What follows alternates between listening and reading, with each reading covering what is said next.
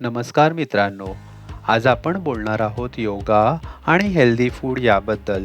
हे दोन्ही आपलं जीवन बदलू शकतात.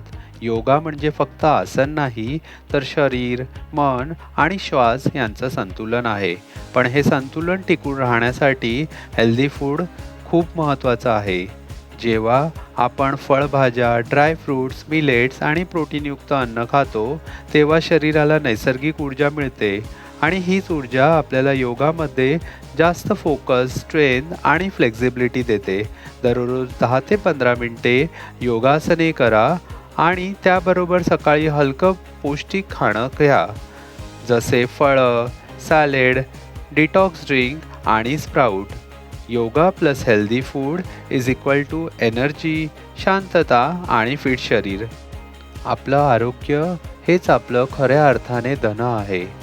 म्हणून दररोज योगा करा आणि हेल्दी खा. धन्यवाद.